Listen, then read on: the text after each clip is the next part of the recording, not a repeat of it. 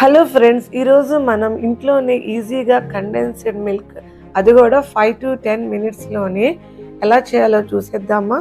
దీని taste store bought condensed milk ఏ మాత్రం తగ్గదన్నమాట. కన్సిస్టెన్సీ చూసారా ఎంత బాగుందో. ఇప్పుడు దీన్ని ఎలా చేయాలో మనం చూద్దాం. దీనికోసం మనం ఒక మందపాటి థిక్ బాటమ్ పాన్ తీసుకోవాలి. మనం దీన్ని మిల్క్ పౌడర్తో చేస్తున్నాం. దానికోసం 1 కప్ ఆఫ్ మిల్క్ పౌడర్ని ప్యాన్లోకి వేసుకోవాలి. హాఫ్ కప్ ఆఫ్ షుగర్ని కూడా ఈ ప్యాన్లోకి వేసుకోవాలి. 1 కప్ ఆఫ్ మిల్క్, రా మిల్క్ అండి, ఈ ప్యాన్లోకి వేసేసుకోవాలి.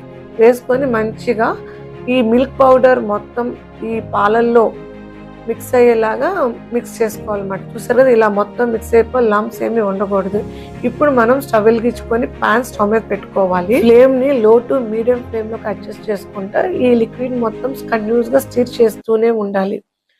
సో విత్ ఇన్ 5 minutes లోపలే మనకి ఈ లిక్విడ్ థిక్ కన్సిస్టెన్సీలోకి మారుతుంది. ఇలా వీడియోలో చూపించిన విధంగా థిక్ కన్సిస్టెన్సీలోకి మారుతుంది. మనం ఏ గరిటతో తిప్పుతున్నామో దాని బ్యాక్ సైడ్ తిప్పి ఇలా ఫింగర్ తో లైన్ గీసామంటే క్లియర్ లైన్ ఫామ్ అవుతుంది. ఇప్పుడు మన కండెన్సర్ మిల్క్ రెడీ అయిపోయినట్లే. వేడిగా ఉన్నప్పుడే కండెన్సర్ మిల్క్ ని మనం వేరే కంటైనర్ లోకి షిఫ్ట్ చేసుకోవాలి. మనకి పాల మీద మేగడ ఎలా కడుతుందో ఈ కండెన్సర్ మిల్క్ పైన కూడా థిక్ లేయర్ అలా ఫామ్ అవుతుంది. దాన్ని అవాయిడ్ చేయడం కోసమే క్లింగ్ ర్యాప్తో కానీ ఇలా సింథటిక్ పాలిథిన్ కవర్తో కానీ ఆ పైన కండెన్స్డ్ మిల్క్ టచ్ అయ్యేలాగా పెట్టాలి. పెట్టేసి ఒక లిడ్ పెట్టేసేయాలి. లిడ్ టైట్గా క్లోజ్ చేయొద్దు. ఇక్కడ నేను వీడియోలో చూపిస్తున్న విధంగా ఆ పాలిథిన్ కవర్ని అలా పెట్టుకోవాలి. చూసారు కదా, అట్లాగా. చూడండి, ఆ కన్సిస్టెన్సీ కానీ ఆ టెక్స్చర్ కానీ స్టోర్ బాట్ కండెన్స్డ్ మిల్క్ ఏ మాత్రం తగ్గదు. టేస్ట్ కూడా అంతే బాగుంటుంది.